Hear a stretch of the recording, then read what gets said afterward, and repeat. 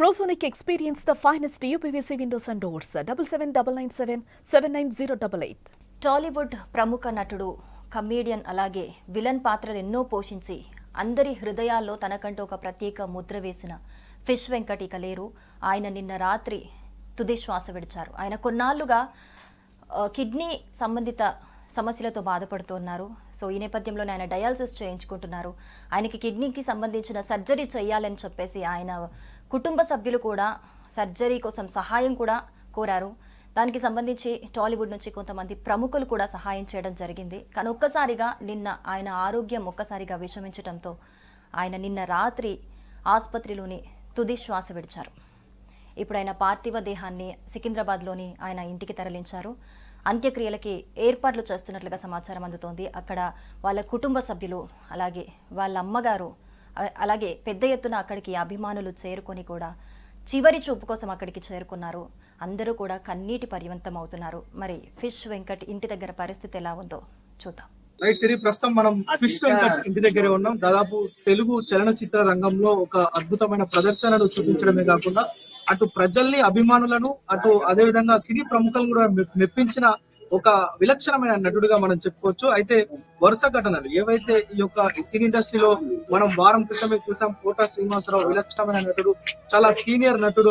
ఆయన మృతి చెందిన తర్వాత మరొకసారి ఫిష్ వెంకట్ మృతి ఆ యొక్క సినీ ఇండస్ట్రీని ఒక్కసారిగా దిగ్భ్రాంతికి గురి చేసిందని చెప్పుకోవచ్చు. అయితే ఆయన పార్థివ దేహాన్ని ఇక్కడే సికింద్రాబాద్ లో ఉన్న వాళ్ళ పూర్వీకుల నుంచి వచ్చిన వారికి సంబంధించిన ఇంట్లో ఉంచారు.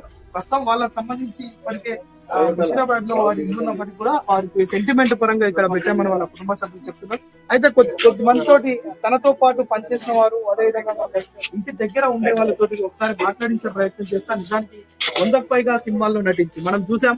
చాలా అంటే రౌడీగా అయినా రౌడీ క్యారెక్టర్ కావచ్చు, at the same time comedian గా కూడా తన విలక్షణమైన నటనతోటి ప్రతి ఒక్కరిని కూడా మెప్పించిన, అంటే తెలంగాణ యాస భాషను సినిమాల్లో ప్రతిబింబించే విధంగా మాట్లాడటమే కాకుండా ఆ భాషతోటి ప్రతి ఒక్కరిని నవ్వించిన వ్యక్తి, భయపెట్టిన వ్యక్తి. అరే రౌడీ అంటే ఇలా ఉండాలి, కమిడియన్ అంటే ఇలా ఉండాలని ఫిష్ వెంకట్ ని చూసి చాలా మంది నేర్చుకున్న వాళ్ళు ఉన్నారు. ఆయన అభిమానులు కూడా చాలా మంది ఉన్నారు. ఒకసారి మాట్లాడే ప్రయత్నం చేద్దాం. అన్నా చెప్పండి, మీకు ఫిష్ వెంకట్ ఎలా ఉండేవారు? మాకు ఫిష్ వెంకట్ మరణం చాలా బాధగా ఉంది. ఇక్కడ అడ్డగుట్టలో మాకు సినిమాలో ఫస్ట్ ఆయన క్యారెక్టర్ చేసిన చాలా సంతోషం అనిపించింది. కానీ ఇప్పుడు ఆయన మరణానికి చాలా బాధ అనిపిస్తుంది.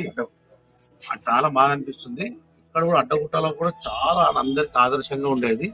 ఆయన సినిమాల ఆయననే కాక చాలా మంది ప్రోత్సహించిండు. ఆయన మరణం పట్ల అందరికి చాలా బాధ ఉంది. ఆయన మాకు చాలా బాధ అనిపిస్తుంది. ఇతను కూడా మోహన్ అని చెప్పి ఆయనకు సినిమా సైడ్ పక్క చేసిండు. ఈ అడ్డగుట్టలే కాక ముషిరాబాద్ అక్కడెక్కడ కనీసం ఒక 100 మందిని సినీ ఆర్టిస్ట్ చేసిండు ఆయన. ఆయన మరణానికి మేము చాలా బాధిస్తున్నాం. మాకు అడ్డగుట్టలో కూడా ఎన్నెంటి ఇటువంటి ఏమైనా సేవా కార్యక్రమం కావాలన్నా ఇటువంటిది అయినా కూడా ఆయన బాగా చేస్తుండే. ఆయన వాళ్ళకి మా మరణం పట్ల చాలా చింతిస్తున్నాం. అన్న మీరు చెప్పండి, జనరల్ గా సినిమాల్లో కాకుండా వ్యక్తిగతంగా మీతో ఎలా ఉంటాయి? ఫిష్ వెంకట్ అంటే బర్త్ నుంచి ఇక్కడే పుట్టి పెరిగిండు. వాళ్ళు ముగ్గురంగా వాళ్ళ ఫాదర్ కూడా బేసిక్ గా కష్టపడి పైకి వచ్చింది. వాళ్ళ చేపల బిజినెస్ ఉంది ఫస్ట్ నుంచి. ఆయన ఏంటంటే చిన్నతనం నుంచి కష్టపడి మన తెలంగాణ నుంచి దాదాపు ఎంతో మంది సినిమా స్టార్ ఉన్నాడు. కానీ మన దగ్గర నుంచి ఎవరు నరసింగ్ కానీ శ్రీహరి కానీ దాని తదితర ప్రాంతంలో అంత పేరు తెచ్చుకున్న వ్యక్తి అయితే ఫిష్ వెంకట్. ఏ పాత్ర ఇచ్చినా మెప్పించి మంచి సాధించి చిరునవ్వును అయితే పండించే వ్యక్తి. ఆయన లేని లోటు ఇక్కడ అడ్డగుట్ట ప్రజలు, సికింద్రాబాద్లోని అడ్డగుట్ట ప్రాంతం ఇది, అక్కడ ప్రజలైతే జీర్ణించుకోలేకపోతున్నారు. ఆయన ఏ సినిమా చేసినా కూడా చాలా వ్యక్తిగతంగా కానీ మంచితనం కానీ అందరికీ ఒక నవ్వును పండించే వ్యక్తి. ఆయన లేడనేది జీర్ణించుకోలేకపోతున్నారు ఇక్కడ అడ్డగుట్ట పబ్లిక్ అంతా. ఆయన దాదాపుగా చిన్నప్పటి నుంచి కష్టపడుకుంటూ వచ్చిన వ్యక్తి. సినిమాలో దాదాపు 20-25 సినిమాలలో ఆయనకు మంచి టాప్ పొజిషన్ పాత్రలు ఇచ్చారు. 100కు పైన సినిమాలు చేసిన ఆయన ఇక్కడ పుట్టి పెరిగినందుకు ఆనందం గర్వంగా ఉన్నది. మన తెలంగాణ నుంచి అయితే అందరూ సంతోషపడవలసిన విషయం. ఎందుకంటే ఆయన లేని పాత్ర ఇప్పుడు బాధపడవలసిన అవసరం ఉంది. ఎంతైనా కూడా మాకు ఇప్పుడు కాదు, ఆయన 35-40 సంవత్సరాల నుంచి సినీ ఫీల్డ్ పోయిన అంతకుముందు నుంచి పరిచయం, మాకు దగ్గర సన్నిహితుడు. మేము కరీంనగర్ నుంచి వచ్చి హైదరాబాద్ వచ్చినప్పుడు అతను ఫస్ట్ చిన్న పాత్ర నుంచి పోయిండు. ఫస్ట్ ఆది సినిమా అంటే ఒక మంచి ఈ సినిమా హైలైట్ అయింది. ఆయనకు తొడగొట్టు చిన్న అనే డైలాగ్ ఇప్పటి వరకు కూడా పబ్లిక్ లో ఇప్పుడు ఎక్కడ తెలంగాణ ఆంధ్రప్రదేశ్ లో కూడా చాలా సక్సెస్ఫుల్ డైలాగ్. అదే రోజు ఒక పాట మీద జూనియర్ ఎన్టీఆర్ చిన్న దెబ్బ తాకితే కూడా ఇతను కూడా దెబ్బ తాకింది ఆ షూటింగ్ లో. జూనియర్ ఎన్టీఆర్ ఇక్కడికి వచ్చి ఇంటికి వచ్చి వదిలేసిపోయింది, వాళ్ళ పెద్ద స్టార్ ఉండి కూడా. అలాంటి బాలకృష్ణ సినిమాలో కానీ, చిరంజీవి సినిమాలో కానీ, చాలా సినిమాలో పెద్ద పెద్ద హీరోలతో నటించాడు. ఆయన లెవెన్ రోడ్ అయితే ఎప్పుడు పూరించలేడు. తెలంగాణ ఆంధ్రప్రదేశ్ మొత్తంలో అంత మంచి హాస్య నటులు మనకు కోల్పోయింది. మొన్ననే కోటేశ్వర దాని తర్వాత ఇతను మంచి మంచి హాస్య నటులు పోవడం వల్ల చాలా సినీ ఫీల్డ్కే ఇది ఒక మచ్చలుగా మిగిలిపోయింది. చాలా అందరినీ ఇబ్బందిగా ముంచి శోక సముద్రంలో ముంచినట్టున్నది. ఆయన ఆత్మకు శాంతి కూర్చాలని అడ్డగుట్ట నుంచి అడ్డగుట్ట ప్రజల నుంచి మేము ధన్యవాదాలు తెలుపుతున్నాం. ఆయన ఆత్మకు చాలా శాంతి కూర్చాలని దేవుని గౌరవిస్తూ సెలవు తీసుకుంటాను. అలాంటి వాళ్ళు ఇంకా మంచి మంచి మనకు చూసుకోలేరు కానీ అలాంటి మహానుభావునికి పైన సంతోషం. జై జై జన. నిజానికి తను 30 ఏళ్ల నుంచి పరిచయం, చాలా మృదు స్వభావిగా ఆయన చెప్తున్నారు. వాళ్ళ అన్నదమ్ముల్లో కూడా తను బిజినెస్ చేసే సమయంలో కూడా చాలా ఆయన అందరితో మంచిగా ఆయనకున్న మంచి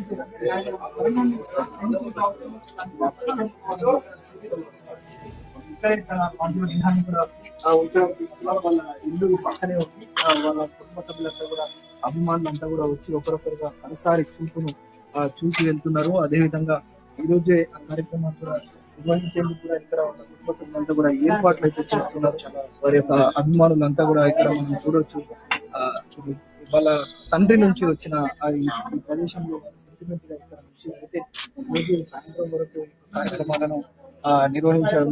అయితే దీనికి సంబంధించి ఏదైతే ఫిష్ వెంకట్ కి సంబంధించిన కో ఆర్టిస్ట్ కూడా చాలా మంది ఇక్కడికి వచ్చి మొత్తానికైతే కడసారి ఆయనకు వీడుకోలు పలకడంతో పాటు మొత్తం కూడా దగ్గరుండి చూసుకుంటున్నారు. చాలా రోజులుగా ఆయన ఆసుపత్రిలో ఉండే కిడ్నీ సంబంధిత వ్యాధులు బాధపడుతున్న మరణంతో పోరాడుతున్న ఫిష్ వెంకట్ ఈ రోజు చెందడం అనేది నిజంగా దిగ్భ్రాంతి గురి చేసిన పరిస్థితి అయితే కనిపిస్తుంది. వాళ్ళ మదర్ ఉన్నారు, ఒకసారి మాట్లాడే ప్రయత్నం చేస్తా సిరి. వాళ్ళ మదర్ ఇక్కడ తన ఆవేదన మొత్తం మనకు కనిపిస్తుంది. ఒకసారి మాట్లాడించే ప్రయత్నం ఫంక్షన్ పెట్టుకుంటే ఇల్లు పోతున్నాడు. ఏం చేయాలన్నా నన్ను మొత్తం ఏం చేయడా. మొన్న నా అక్క చచ్చిపోయింది. అది కొంచెం పెద్ద వీడు కూడా పోతున్నాడు. నేను బతకాలి బిడ్డ, నా కొడుకు నా బిడ్డ ఇచ్చేది నా కళ్ళు పెట్టాడు. అమ్మా అంట పడి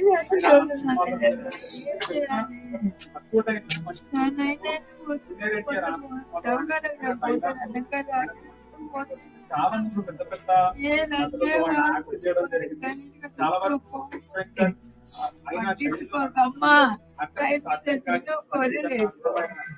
లేకపోతే నాకు చెప్పు. తిని పడుకోరు మంచిగా ఉండాలమ్మా అని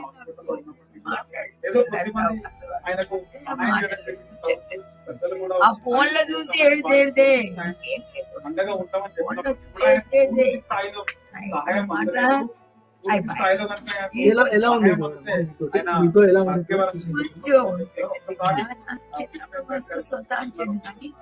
కొంచెం తెలివికి వచ్చినాక అది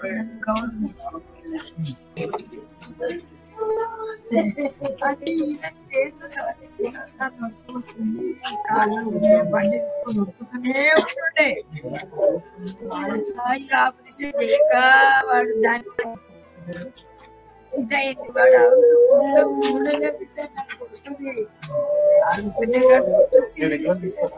అందరూ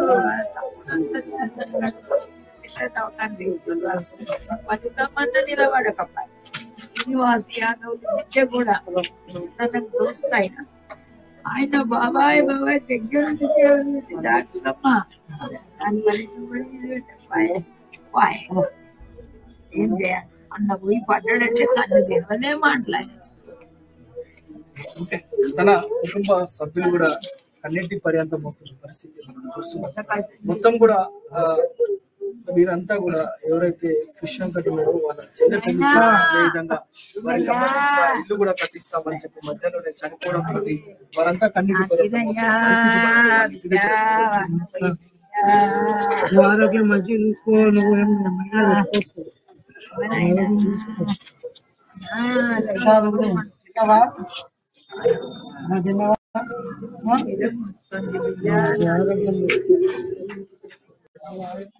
ఇప్పటికే ఫిష్ వెంకట్ ఇంటి దగ్గరికి పెద్ద ఎత్తున అభిమానులు ఆయన చివరి చూపు కోసం చేరుకొని అందరూ కూడా ఒక ఆవేదన వ్యక్తం చేస్తున్నట్టుగా మనకు కనిపిస్తోంది. మరో 2-3 గంటల్లో కూడా అంత్యక్రియల కార్యక్రమానికి ఏర్పాట్లు కూడా జరుగుతున్నట్లుగా సమాచారం అయితే అందుతోంది. సుమన్ టీవీలో మీ పర్సనల్ అండ్ బిజినెస్ ప్రమోషన్స్ కోసం కింది నెంబర్కి కాంటాక్ట్ చేయండి.